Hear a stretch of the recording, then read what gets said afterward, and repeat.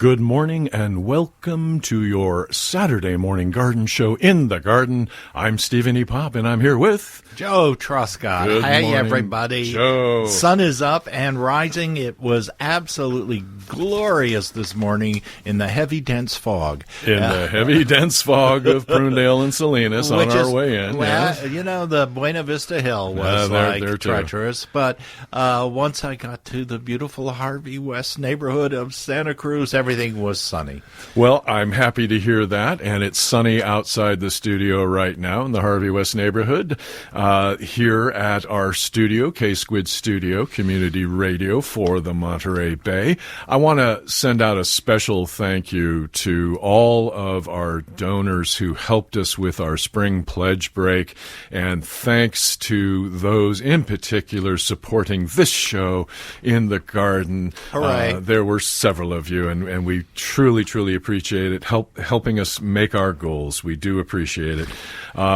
And by the way, if you thought about making a donation and didn't quite get around to it, there's still plenty of time. It's never too late. Visit ksqd.org, follow the donate links, and we'll be happy to have your support. We certainly will. Thank you again. Plants. And I've always been attracted to something called giant species of sunflower. Oh, yeah. It's the most bang for your buck you're going to get. Just stake it up. If it falls over and hits you in the head, it'll knock you out cold. You don't like your neighbors? Well, plant a living fence. So I want to, right now, Joe, before we get into the main topic of our discussion this morning, I want to start a little bit of a new feature. We have, for many weeks now, solicited our listeners to either send us an email or contact us via Facebook, either of us, with any ideas and topics for shows, but also with any gardening questions that you might have. And this week I got several. And so I'm going to start with a message I got from Steve in Monterey. Steve says that my lily of the Nile plants have not bloomed in several years. What should I do? Well, Steve, let me tell you, the Agapanthus orientalis, the lily of the Nile plant, is a plant that can be grown in a pot or in the ground, but there are two things that they really need. One is full sun. They need a lot of sun. I know I've had problems with mine in my garden because I have so much shade that I had to finally dig them up and move them to a sunnier location where they get at least 6 hours of direct sunlight a day. They just will not bloom in the shade, or if so, very, very sporadically. The other thing about Agapanthus, all species of Agapanthus, is that they are hungry beasts. They need to be fed on a regular schedule starting in April and probably going every 2 weeks until the fall in October. Now, if you have a problem, if the problem is that Steve's Agapanthus are in the shade or they're maybe root bound in a pot, which they can take for a long time, but if he moves them from the shade into the sun, you may still not get any blooms this year. It may be until next year, and that's certainly true if you divide your Agapanthus plants. But fertilizer and sun. And it's one of those plants that growing up on the San Francisco Peninsula, we always took for granted because it was always sort of like a freeway margin or street median planting because they're so drought tolerant. They are quite beautiful. And I can recall when I worked in Monterey, having tourists come up to me and say, "What is this?" From the East Coast generally, in colder climes. Yeah. "What is this gorgeous flower?" And I was like looking around, what flower? Lily of the Nile, yeah. But they're also similar to iris, and they do get congested. Yeah, and so if if you haven't touched them in 10 years. Oh, or so, no, by all means, yeah. And you can just get in there with a butcher knife and slice right through them. You're not going to hurt them. Yeah, divide them all up and set them down. Wait till after their flowering season is over, and then just dig them up, separate them, pass them on to anybody who you meet. And it's a really terrific flower to grow. And be creative. Look around, because you're likely to find variations of it. There are numerous. Some are white, some are midnight blue. That's the storm cloud is dark blue. Yeah. There's a variegated one, white with a touch of purple, and there are even variegated leaf ones, like the dwarf Tinkerbell is one of those. So, quite a few choices out there. Now, we have another question from Lori in Prunedale, and Lori says that I love my blue gum eucalyptus, despite what my neighbors think. It provides winter flowers for bees and hummingbirds, as well as nesting for many birds, including owls. But what can I plant beneath it that will survive? I've been told that nothing will grow under it. Well, that's a great question. And when we're talking about blue gum eucalyptus, the Eucalyptus globulus, there has long been the feeling that there are chemical components in the leaves of eucalyptus that inhibit the growth of other plants.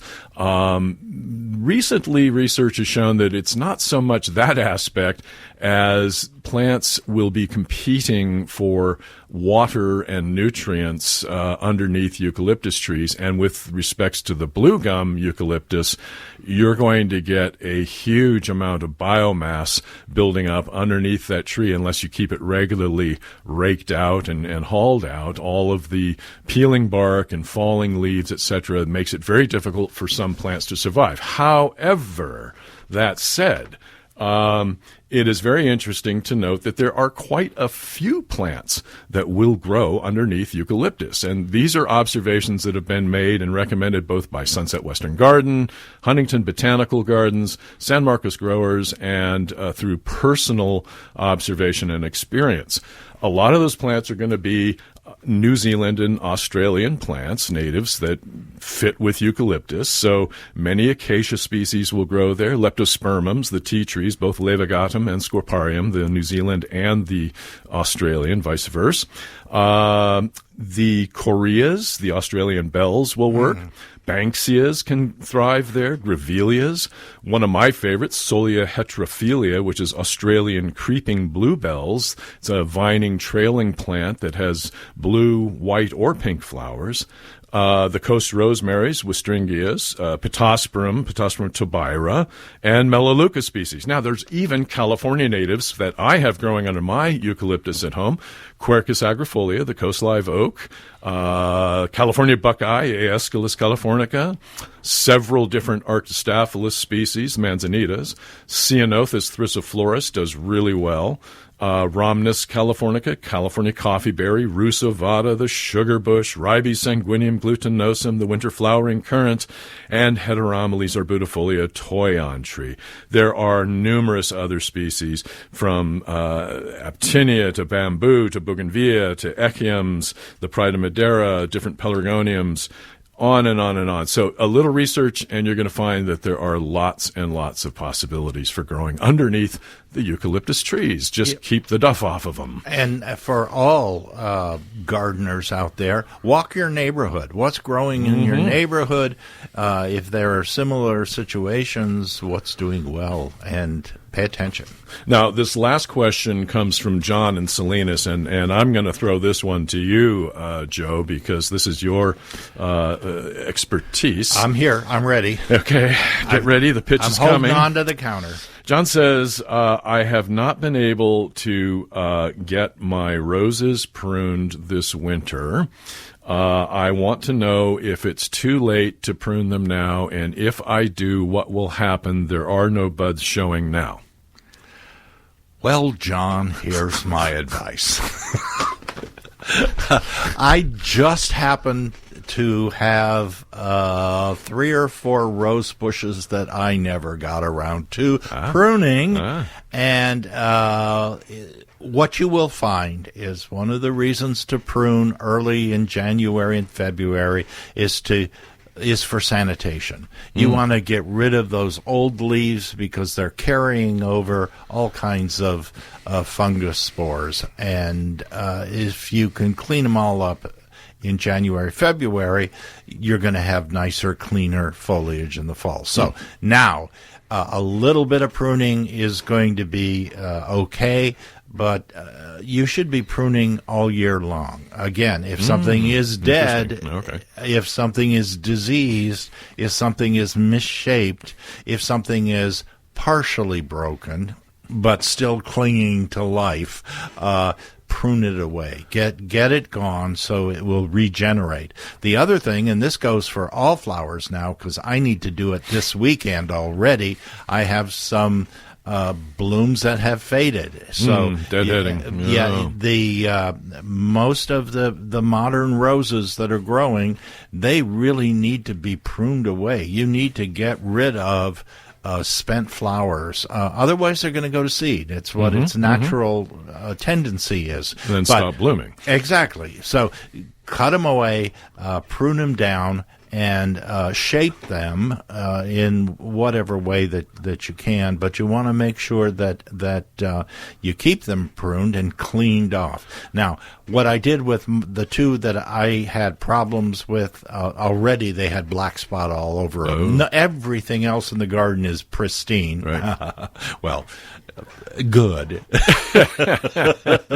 But these 3 were absolutely horrendous. They still had some of last year's leaves on them, and they were anyway. I pulled them off. I just pulled the leaves off and threw them away, and because there were enough new sprouts coming on, that as you clean all that stuff up, water them, feed them. So if John goes ahead and prunes right now, will he still get blooms on his roses? Oh, sure. Oh, okay. If they are hybrid teas, floribundas, the modern roses, definitely. Just a little later, maybe, than would have happened. I mean, these roses. I mean, I preach to people: if your roses after the first flush aren't bringing new flowers on, you should be feeding them. And if I kind of what do I want to say? I'm not totally organic.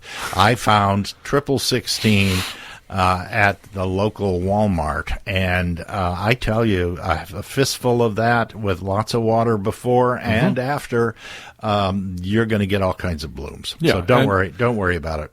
The truth is, when you're using organic fertilizer, you have to have a soil that's going to be accepting of it with the microorganisms present and thriving to break down that fertilizer, making it available to the plant. Right. And especially if you're growing in a pot, I don't see any problem with using something like a 1515, 1616 from the garden center. Yeah, just make sure you water, hydrate them well, because it will burn them, and a little bit is better than a whole lot. Right. So a little bit every other week or so, you'll have flowers all season long. Most of these roses hit the market because they are generous with their flowers. And who wants one that blooms once? Well, there's a few varieties. Yeah, well, not necessarily the one-time bloomers, but a lot of the hybrids may have a beautiful flower on them, but they're pretty stingy with their flowers. Okay. They just don't produce a lot of flowers. Well, thank you, Joe.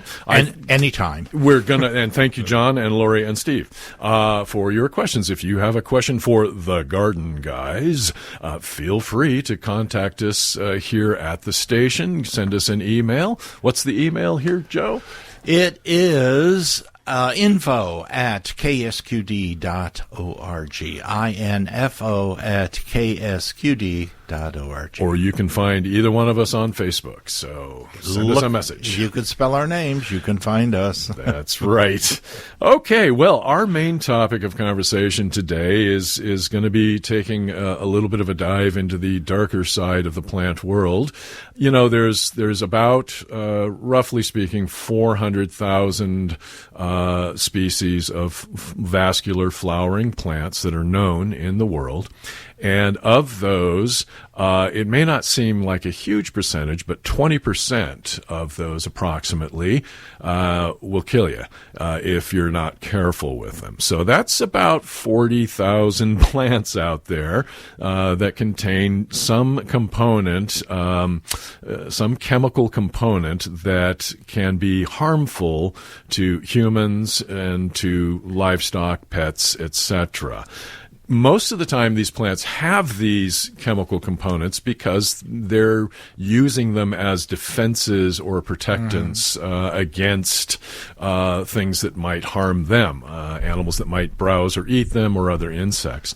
And those chemicals can come in a broad range, but of compounds. Sometimes they can have more than one compound, but they're generally consisting of many different alkaloids, cardiac and cyanogenic glycosides, saponins, which are soapy, latexy things, acids, neurotoxins, and some of them have recognizable names like strychnine and digitoxin and choanine, solanine, scopolamine, hydrogen cyanide. So it's not just the plants that contain those chemical components, but there are those that contain allergens and things that cause serious dermatitis or itching or even temporary blindness if you should get latex from some of the euphorbia species in your eyes. Yeah. So these different compounds, they can be present in all parts of a plant. It could be in the leaves, the stems, the flowers, the seeds, the roots, some or just one or two. And interestingly, some plants, the level of toxicity will change with ripeness. So when it's green and not fully ripe, perhaps it's more or less poisonous than when it is colored up and fully ripe, etc. And what I was thinking we would do would be to talk about how some of these plants are very common. And with Mother's Day here around the corner, how many of the cut flowers, many that I've grown in my career, are actually containing some pretty serious toxins. But before we go on to that, it dawned on me yesterday as I was driving around that the hemlock is in full bloom at the moment. It is not Queen Anne's lace. It is something but it looks that very looks similar to it. Well, you jumped ahead on me there, Joe. Oh, did I? That's okay. I've got weeds coming up, but let's talk about it now since you brought it up. It's a great thing to discuss. So Queen Anne's lace, which is commonly, the common name for the wild carrot species. It's a plant that will grow. Docus carata is the botanical name for it. It's a plant that will grow quite tall, and it has these umbels of white flowers, beautiful white flowers. It's really very nice. Now, Docus carata itself, although the root is edible when it's young, it gets quite woody later on, and by the time the plant is fully mature, some people can have an allergic reaction when they touch the leaves of Docus carata. It's an itching dermatitis effect. Not everybody is affected. But when it comes to poison hemlock, Conium maculatum, there's a significant difference here. Now, this plant has invaded the United States from Europe and elsewhere. It can become a prolific weed, and it is extremely toxic. All parts of the plant are poisonous. The way you can distinguish it the easiest from Docus carata or wild parsley or parsnip is to look at the stems. The stems will have purple blotches and spots on them. It's very Which one's got the spots? The poison hemlock has spots. Poison hemlock has purple spots. And white flowers, right? Just like Queen Anne's lace, it looks very, very similar. The only difference is in Queen Anne's lace, there's that one little dot of red in the middle. I was just going to say. Where she pricked her finger while she, as the story goes. Oh, it's, But there's a whole thing behind that. But the other thing about Queen Anne's lace that's kind of cool is that in schools, if you're a teacher, you can do this. You can take a stem of Queen Anne's lace, the center umbel, and put it in dyed water, and it will absorb that water and change color of the flower from white to whatever color. Similar is what some carnations will do. So exactly. It's fun to see. But the thing about the hemlock is that if you're going to be removing, and I have to say, either I have the constitution of Rasputin or I am just very, very lucky, because I used to, when I first got to my property in Prunedale, it was covered in poison hemlock, and I used to pull it out my hand and hit it with a weed eater. Well, it takes very, very little of the saps in poison hemlock to become toxic. It's conaine, it's an alkaloid, and it can be toxic. And it's the cup of hemlock was what the Greeks used for execution, Socrates and his cup of hemlock and others. You don't want to get it in your mouth, only a tiny portion, and it can be absorbed through the skin. So wear gloves, wear eye protection, keep your mouth shut while you're pulling or cutting it. And it's important to know that the toxins, the alkaloids in poison hemlock, can remain active for up to 3 years. Oh, great. Even in the dried stems. Yeah. So would you recommend you know what it looks like when it first comes up? I do. Because it does die back in the fall. Yeah, and it goes to seed and spreads everywhere. Yeah. If you haven't cut it out. Yeah. So if you can see it coming up early, it's much easier to rogue out. Yeah. And rogue out. What's that? Rogue, remove. Yeah, get gone. Yeah. Sorry, grower term there. Rogue out. Rogue them out. Yeah, rogue them out. All right. Well, moving right along. There are also some houseplants that, before we get to the cut flowers, and of course the one that always comes up is good old Euphorbiaceae, Euphorbia polycherma, the poinsettia plant. And as far as I know, I have never heard or read of an account of death by poinsettia, other than the soul-crushing experience of those who grow them professionally. Yeah, exactly. Breaking their back, carrying them out. Yes, but it will cause irritation. It does have the latex and all of that. But far more dangerous is a very common houseplant called Dieffenbachia. It has the common name of being called dumb cane sometimes, and that's because it has, if you ingest this, it will paralyze your mouth, your tongue, your throat. It can swell your throat and stop you from breathing and kill you. It is the component in it is a really nasty component. It's these needle-shaped crystals called calcium oxalate, and these things are wicked, and they can be found in a number of different houseplants, including the caladium, the elephant ear or angel wings houseplant. Those are poisonous? Caladiums are poisonous? They are. They're so pretty. They are very pretty, and they have the same calcium oxalate and anthurium. Those waxy, bizarre-looking flamingo flower or tail flower. Yeah. Same deal there. I didn't know that. Another common houseplant, but is also grown in the garden, is the good old lily of the valley, Convallaria magellis. And these are beautiful little plants with these little white flowers, little bells, and delicious wonderful fragrance. Smell. They contain, all parts of the plant are poisonous, and they too contain cardiac glycosides. They will stop your heart cold. Yeah, they use them a lot in weddings. So I was just going to say they're in bridal all the time. They're in bridal. Let's keep them the hell off the wedding cake. Yeah, keep them off the cake and keep them off the bride, and It's one of those plants, okay? Now, moving on to cut flowers, one of the cut flowers I grew for years, and I didn't know about its toxic qualities. Is a plant commonly called monkshood, also called wolfsbane or aconite, aconitum. And these flowers, they're grown from kind of a knobby tuber like bulb, where the most of the poison is contained. Lots in the English garden settings. Yeah, well, the medieval monastery gardens. In fact, this was the basis of Umberto Eco's The Name of the Rose. It was the maniacal monk who didn't want the other monks reading jovial, happy things in the manuscripts. He made a potion out of aconite and spread it onto the pages, and they would lick their fingers as they turned the pages and were poisoned. Wasn't he quoting that? And nowhere in the Bible does it say Jesus Christ ever laughed.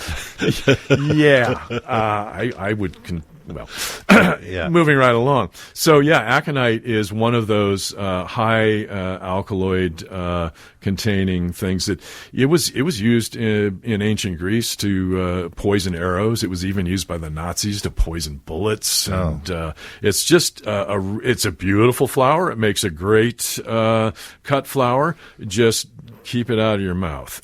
Curiously enough, in the same monastery gardens, it was used medicinally in very low doses to help slow the heart rate and lower the blood pressure, which it will do very, very quickly if you use too much. So, as Dame Agatha Christie said, it's the dose that kills. So, we're just about to break time here, Joe. I think we're going to take a quick break, and then we'll jump through some more of these wonderfully toxic plants that can be found commonly in our gardens. So we'll be right back. We are talking about love in the garden. Happy here Mother's on Day, KSQD Santa Cruz. We're talking about FM. all the flowers that can kill you, Mom. Well, hopefully not. Now, Joe, do you ever eat like edible flowers? I do, and there are a couple of roses. Oh God, there he goes. A couple of roses petals. I usually, every time I get a new rose, I taste the petal because sometimes they're delicious, sometimes a little peppery, and they're very pretty in the stuff. But I've never hit a poisonous rose before, though. No. Yeah. No part of the rose is poisonous. Good. Good. In fact, they're well. If you eat the hips, you have to kind of clean them out because there's that fuzzy stuff in there that can, but it won't kill you. Just choke you. It's fiber. You want to put fiber in there? Yeah, fiber. That's right. Fiber. Well, there are numerous different flowers that are edible. And there's even some like columbine, the Aquilacea species, that you can eat columbine flowers in small quantities. They're very sweet and very fragrant sometimes, but too many of them will make you sick, and eat any other part of the plant, and it's likely to make you very ill, if not kill you. Oh, good so to know. There are these things that go back and forth. Something like a food plant like asparagus, Asparagus officinalis, or even Asparagus densiflora, the Springer eyes, the foxtail fern asparagus. Those guys, when they're small, when they're young, there's no toxin in them, but they will all of the different asparagus species will eventually flower and set a little berry. And it starts out green, and when it turns red, those berries are toxic. 4 or 5 of them be all it would take to make you really sick or do you in. So, another flower that's often used as a cut flower is agrostema, Agrostema githago, the corn cockle. It's a weed in some parts of the country, and it's a common cut flower used as a filler plant, has beautiful pink or white flowers. But again, it's one of these things that contains saponines, and it's another one that has been used medicinally in folk medicine, but it only takes a little over 3 grams worth of seeds to be a fatal dose. So again, it's a common flower. Another one, delphinium. All of the delphiniums are poisonous, including larkspur, which is in the Delphinium consolida. Often used in Mother's Day bouquets and weddings, etc. And as a field flower, doesn't it sicken cattle? And it can, absolutely. particularly if they eat it in livestock. And that's the thing with a number of these plants is that even walking on euphorbia has burned the hooves of horses and cattle in the past, especially the snow on the mountain Kilimanjaro variety. One plant that I still to this day plant in my garden is castor bean, Ricinus communis. It was declared to be one of the most poisonous plants in the world. I actually grew it as a cut flower also. There are green-leaved and purple-leaved and red-leaved species. The flowers are these fuzzy ball-looking things that are really quite attractive. They can be in deep red, purple, white, pink. It's all of the parts of the plant contain a high concentration of ricin, which is very water-soluble. And remember in our pesticide discussion a few months ago, we talked about LD50, the lethal dose 50, that being the level or dose that will kill 50% of the test subject. Well, the lower the number, the more potent. Ricin and the castor bean plant has an LD50 of 22 milligrams to kilograms. So very, very toxic. In fact, and it's the seeds that really have the highest concentration, and they're very pretty, striped, beautiful seeds. So they become very attractive to children, and they see them as candy. And you have to be very careful. Now, fortunately, you have to break the seed open for it to be toxic. And if you were to swallow it whole and not digest it, hopefully it would pass right through you. But it only takes 3 seeds to kill a child, and between 5 and 8 seeds to kill an adult. So the seeds form at the top of the plant? They form inside those fuzzy, flowery balls that form. So you can keep the plants trimmed of the flower heads. There's a certain amount of dermatitis effect that can happen from that as well. So if you keep them trimmed, that's great. And an interesting factoid, of course, is that castor oil is made from castor bean seeds, Ricinus communis. It's just they are denatured in that process of extracting the oil.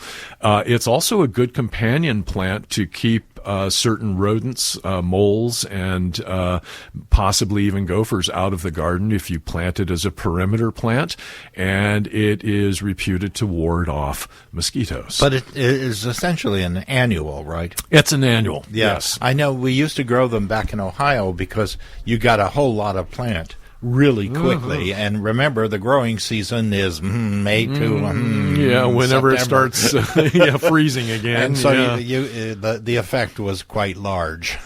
Some of the other garden plants that I have loved over the years, I grew up with oleander, Nerium oleander, and some of the sweetest, most fragrant of all the flowers you could ever hope. However, again, cardiac glycosides, it'll stop you cold. Children are the most affected. And usually. That's the plant that grows all over the highways. Freeway dividers, everywhere. Yeah, tough. And they're fragrant? Very, very sweetly fragrant. Yeah. Come in white, red, pink, yellow flowers. And they smell like candy to me. I grew up with them where I grew up in the peninsula, and it just the aroma was delicious. It was so you can see how you can be attracted. Oleander, Daphne odorata. That's another one where the sweet scent of the Daphne flower happening right now. It's the berries of Daphnia that are poisonous, especially when they're red and ripe. Angel's trumpet, Brugmansias. It's another one. I knew just that was lots of. Another one that became very popular in the landscaping trade about 15, 20 years ago, is a plant that's sometimes referred to as the peanut butter plant, Melianthus majoris, or the honey bush. And it has this very tropical-looking, feathery foliage, these crazy-looking flowers that look like giant bronze shrimp, almost like a justicia or something. And there's these very, very pronounced flowers. And if you rub the leaves, Well, it has a very strong scent of peanut butter. And again, this becomes attractive to children and even some. I would worry about dogs who are into peanut butter, right? So, very tough, beautiful plant for the garden. Just, don't ingest, don't touch. Rhododendrons and azaleas. It's another plant that all parts are considered toxic, and honey that is made from the pollen and nectar collected from rhododendrons can be poisonous. I'll be darned. So, mostly in the Mediterranean Isles, the Grecian Isles, that had become a problem at one point in history. Yeah, I would think the bees wouldn't like it very much. How about, I bet you grew up with this plant where you come from, Joe. How about heliotrope? Do you remember the heliotrope? They're two different things. Yes. Because back in Ohio, we called something heliotrope because its umbel followed the sun as the day went on. I see. Okay. And it was only as we grew up that we started interest in plants, and it is actually valerian is what we were calling heliotrope. Okay. But so I didn't know what heliotrope was until I went to a Victorian garden, and it was labeled that and has a delicious vanilla fragrance to it. Yes, and that is poisonous. So that's the one. I'm glad I didn't eat it. Some of the other... and folks, we will, before the show's over, tell you what you can put on wedding cakes. Sure. Or birthday cakes. Or Mother's Day cakes. Yeah. And remember, if you ever have an issue or you think that you've been poisoned, the National Poison Control number is 1-800-222-1222. Again, that's the Poison Control Hotline, 800-222-1222. Should you find yourself in a situation of potential plant poisoning. Please. So, how about some other weeds? Have you heard of a weed called giant hogweed? No. Okay, this has become a real problem. Herculeum, and boy, the species name is a mouthful. Mantagazanium. Two Z's there, folks. Giant hogweed originates from the Caucasus, and it was introduced into Britain as an ornamental plant. It looks, again, very much like the Queen Anne's lace.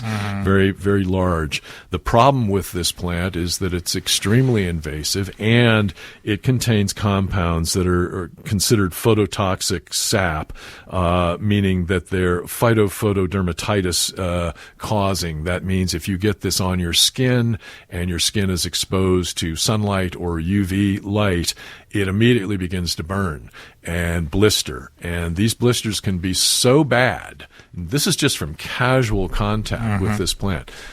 They can last for years. They can tell us again what this plant is. Giant hogweed. Okay. Herculeum. And it is now in the U.S., in northeastern and northwestern U.S. and southern Canada. It, like the poison hemlock, tends to like to grow on poor soil, sometimes damp soils. There's a water hemlock as well, which is truly wet soils. So and it grows to a height of like 7 to 8 feet. And so many people have gone in to try to remove it from their property, just like the poison hemlock, only to end up with these horrible, horrible burns, skin burns, dermatitis, blisters, etc. Oh my God. That can last for years. Yeah. And so that's one that I would say maybe an herbicide could be called for to deal with it first, and then a lot of personal protection before removing the rest of that. There's these other irritant plants. Of course, we haven't talked about poison oak and poison ivy, toxicodendron, but that's in the Rhus genus, and of course there are plenty of other plants in the Rhus genus, such as ovata, the sugar bush, or Rhus integrifolia, the lemonade berry, or triloba, that are great landscape shrubs, but poison oak is what grows here on the West Coast, of course, and many of those who are living here in the Santa Cruz Mountains are quite familiar with it. I'm familiar with it on my property as well. It turns a beautiful bright red in the fall, and once when I was working for the Parks Division over in Monterey, I had this greenbelt area, and I was walking down the trail, and there was this couple who from Asia, and where apparently they don't have this plant, and the man was photographing his wife sprawled out on these beautiful red leaves on the bankside and frolicking about. Ouch. And I just, and you know, well, I didn't want to think how their vacation was ruined. Yeah, I did bring it up to an allergist I was speaking with, saying, you know, some people have told me they're just not allergic. They think they're immune, or they think they are. Yeah. Well, he said, in fact, about 10% of the population has no effect from it. And I have known people who are in that category, and I've had it over every square inch of my body more than once. And now, for whatever reason, I seem to only get it on my hands and my wrists. But I'm still not going in there and roguing it out. No, I mean, and especially at where it hits you, you know, your hands are calloused over, Right. and this is true for a lot of things. But if it inside of your arm, Those inside damp of your spots leg, and oh my God, Lord, your yeah. neck, oh, look out. So the active component is an oil, ureashol, and they have come up with some really good treatments to help deactivate those oils, and they're available over the counter, and you can even spread that stuff on your clothing prior to working around poison oak and stay a little more protected. But let's remember, it's a plant that is eaten by a lot of different animals. The berries are eaten by birds, and the deer eat the plant. So there's all kinds of balances that we have to stay aware of. Now, does that mean I want it growing in my vegetable garden? No. No. So how about poisonous vegetables? What do you know about? Can you think of any that are Rhubarb. You got it, buddy. And man, First try. I saw this thing on the internet, so it must be true. Of course. Where these guys take, that little mound of rhubarb in the wintertime. The crown. And they put a cloak? a sealed Cover. black cover on it, and it extends the rhubarb stems. Sure. Of course, it's not getting any sunlight, so Right. the They're stem comes up. almost like a blanching cone or cover. Yeah. So they pull it all off, and here are these beautiful rhubarb stems, which seems to be. So here's the what you deal want. again. Remember, we talked about Dieffenbachia and those crystals, those calcium oxalate Yeah. crystals. Same thing as in the leaves of rhubarb. So you never, ever want to eat the leaves. But I've been asked numerous times, hey, my rhubarb stalks, which is actually a vegetable, even though we consider it a fruit. Rhubarb is classified as a vegetable. Sure. My stems aren't red, they're green. Are they safe to eat? And the answer to that question is yes, they're perfectly safe to eat, and they have the same flavor as they do when they're red. The only thing you want to be careful is to make sure that you have removed the leaf and down at least a couple of inches to where you're keeping the stalk. There should be no leaf along the edge of the stalk because these crystals, especially in rhubarb, they'll get into the kidneys and the liver, and they can actually cause you to bleed out as they very painfully And that's destroy those organs. usually not a good thing. Generally speaking. Yeah. Generally And if you don't like the color of the rhubarb that you have, throw in some strawberries, and it'll dye it all up, and it'll look so There pretty. you go. Strawberry rhubarb pie. And it just blends beautifully. Now, Anyway. Yeah, and the other thing I get asked about rhubarb is, can I use the leaves in my compost? Absolutely. In fact, there are some people who even will go a step further. They will make a sort of a tea out of the leaves and use it as an insecticide on their roses and other plants. So Just a sideline. Now, the other one that we have to be careful of is the butter or lima bean. You don't want to eat those raw. They have to be cooked. And the Phaseolus vulgaris is the common or especially red kidney beans. Kidney beans contain toxic lectins. They're in the skins generally. And it's recommended that if you are soaking dry beans to cook later, that you dispose of that soaking water. And it's also it's known that if you cook your beans, your red kidney beans, to a temperature of 100 degrees centigrade or 212 Fahrenheit for 10 minutes, it will destroy those poisonous lectins. However, a lot of people are using these slow cooker pots and such that really only get up to about 80 centigrade or 176 degrees Fahrenheit. And when they cook at a temperature below the 212 point Fahrenheit, it can make those dried beans 5 times more toxic. So don't cook dried red kidney beans in a slow cooker. You have to get them up to that temperature of 212 for at least 10 minutes to destroy those wonderful lectins. Now, a lot of the fruit that we consume, apple, apricot, cherry, almonds, rum cherry, these are all the orchard plants whose fruits we love. Every last one of those, peach trees, contain varying levels of cyanogenic glycoside in their seeds and in their leaves and in their bark. And it's very common for livestock to be poisoned by eating the leaves of these trees. Now, if you swallow a few apple seeds or something like that, it's not going to kill you. In fact, I've eaten the roasted apricot pits before as a nice, tasty little treat, but you don't want to eat too many of them. You know what apricot pits are made for or used for? Amaretto. That's right. They're ground up into that beautiful Italian cookie. That's that flavor. Or the liqueur. Yeah. No, it's great stuff. Just in moderation. Yeah. Needing to be careful. And okay, we've got a few minutes left, Yes. but I do want to talk about the flowers that you can eat and the flowers that you can put on things to decorate and So my favorite is anything in the viola family. Heartsease, pansies, the Johnny Jump Ups, all of those guys. You mentioned rose petals before, and I've actually crystallized rose petals. I think they're great. There are violets. lots of recipes for that. Violets are another one. Yeah. I'm not sure which orchid this is, but they frequently use those long strands of they're sort of purplish. I can't describe the flower, but clearly orchid. Well, I mean, the vanilla bean is an orchid.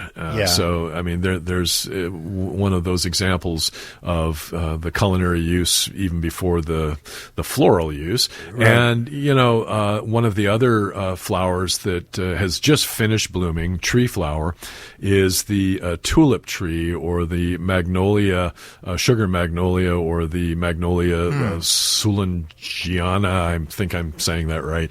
Yeah. The petals of those flowers are also delicious and edible. What about some of the bulbs, like gladiolus? Gladiolus is one that is safe. One that would not be safe would be any of the narcissus, any of the daffodils. Oh, okay. You would not want to consume the flowers from those. They are toxic. Nasturtium, of course, is great wonderful. Flower. Absolutely wonderful.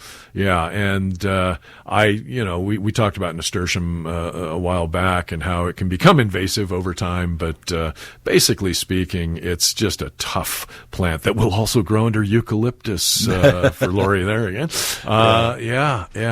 But definitely edible. And anything like chamomile, that little daisy, I would think would be edible. Sure, and there's an edible chrysanthemum as well that both the flower and the leaves can be eaten. Name's not coming into my head right now, but it's widely available as a seed to grow. What about pelargoniums? So pelargoniums, you could give them a try. They're not particularly flavorful one way or the other, in my opinion. Yeah. in my opinion. Even though they're called chocolate mint. Well, that's in the leaf. There are pelargoniums were used for what was, and we're talking Pelargonium graveolens, the scented geraniums, were something that was called Liberty Tea around the period of the Revolution, our American War of Independence, after the Boston Tea Party, and we stopped drinking British tea. Liberty Tea was made from the leaves of scented geraniums, whether it was the lemon rose, and there's ginger, and there's mint, and chocolate mint, and lime, strawberry, tutti frutti goes on, and you can make a pretty pleasant tea out of that. And equally, the flowers, although not carrying quite the same level of those volatile oils to give you those scents, they're not going to hurt you. So they make for a nice decoration in a salad or on a cake. Yeah, yeah. And it is Mother's Day coming up, and we want to wish all the mothers out there a very happy day. And for those of you like myself who no longer have our mothers, remember that we're thinking of you, and we all had a mom. And so much of what we know and what we love, especially on this program in gardening, we got from either our mother or father. And absolutely. So it has been a pleasure once again to be here with you, Joe, and thank you to all of our listeners. This is KSQD Santa Cruz in the Garden, and we'll be back next week talking about bamboo. Yes, bamboo. So thanks again, and see you next week. Happy gardening, everybody. Happy gardening.